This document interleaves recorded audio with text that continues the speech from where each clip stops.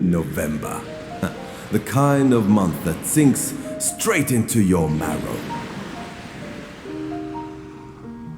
Cold winds chilling you, blowing in your ear. Seeker äkjat. You feel it, you don't hear it. Not like the warmth that brings the birds in the sky, no. Those now been migrated. Miss Karen sailing so long, I stopped counting the years. Vex always kept track better anyhow. She's sharper than I am with dates, charts, numbers, names. All the things a good captain forgets. When the horizon is more tempting than rules and expectations. Vex don't turn heads, she commands, and she's got a blade for a tongue and a mind stronger than many. Can open up just about any secret this world tries to bury. Bao Tzu, you know? But that's not what you're reading this for, is it? You want the tale, the truth, the adventure. We were after a god. Not one of them soft whispering deities in temples made for serving. No, we were after the one who hides in deep trenches, who breathes through riptides and swallows whole ships in silence. Aigaios, the god of the oceans, limited in his kind. Not many gods still on this earth. He sleeps deeper than time, never speaks, never shows, never grants nothing. That's why we were sent. Separator. Disturb the sea, and the sea shall answer. You must rattle the gods. Bats putsis to Scotland. That were all he gave us. Not a ship, not a coin, not a chart, just orders. So we obeyed, we killed, we pillaged, we sank islands no one even remembers. I shattered a coral throne beneath a cursed reef, watched the waters bleed black for a week. Vex once walked into a merchant's wedding and walked out with his lungs in a jar. We tore apart shrines, so all they wept when touched. Not because we wanted to, but because it was asked. We committed sins fit for no man, no woman, no beast.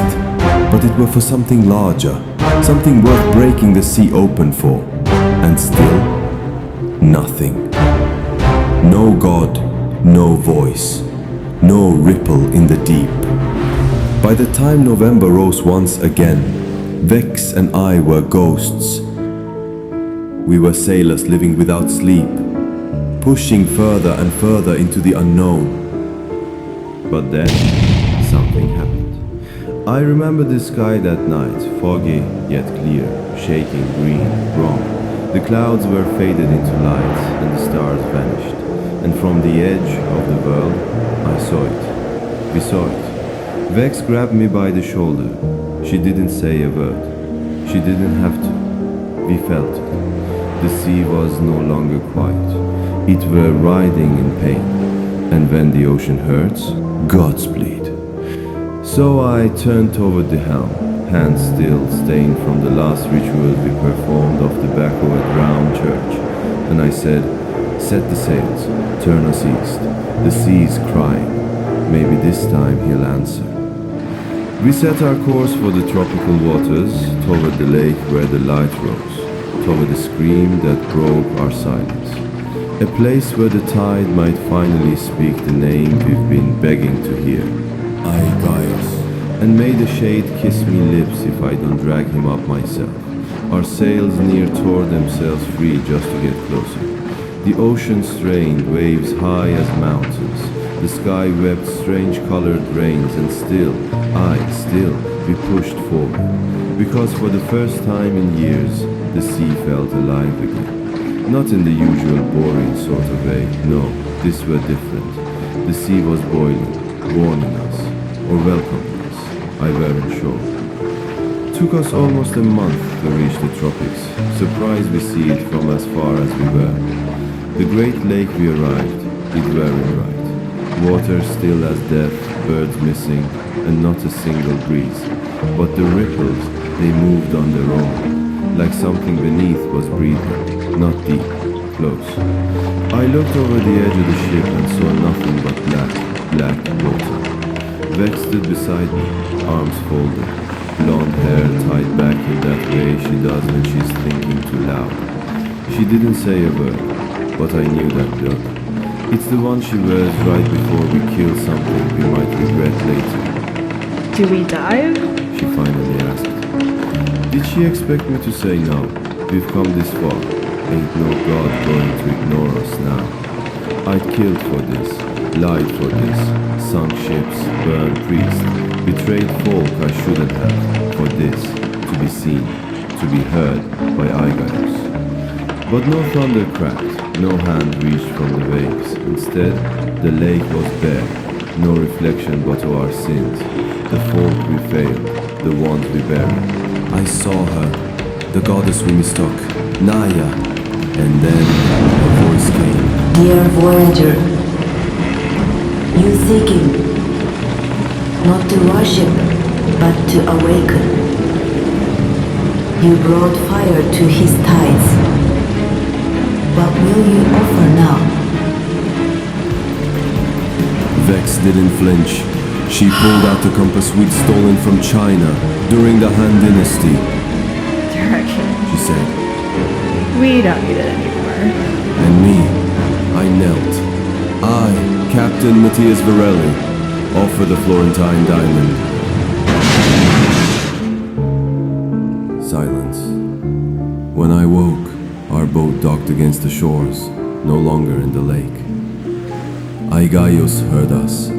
He had to have. He didn't rise, but he moved. He shifted in his slumber, and now we know he dreams of us. And now we know what we must do, what we saw in our reflections. Corvidae. And God's help whatever gets in our way now. Because we woke a tide that don't forgive, and we will meet Aigaios on sea or sky, on bone or blood. We will. Captain Matthias Panek Vreli.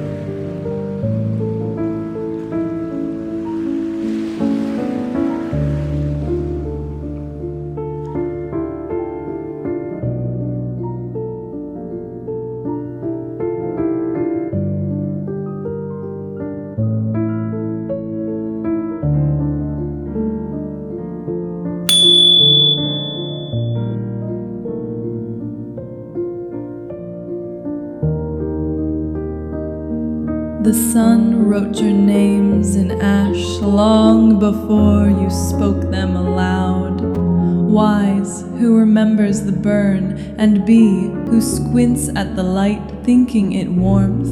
But tell me, what happens when the lighthouse speaks and both mirrors shatter?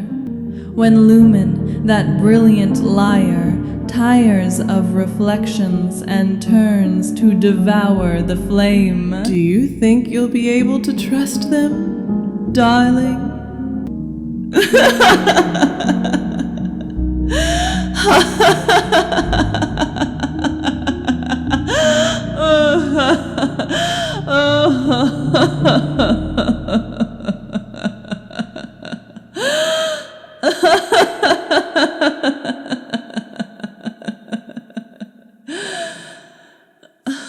I wouldn't.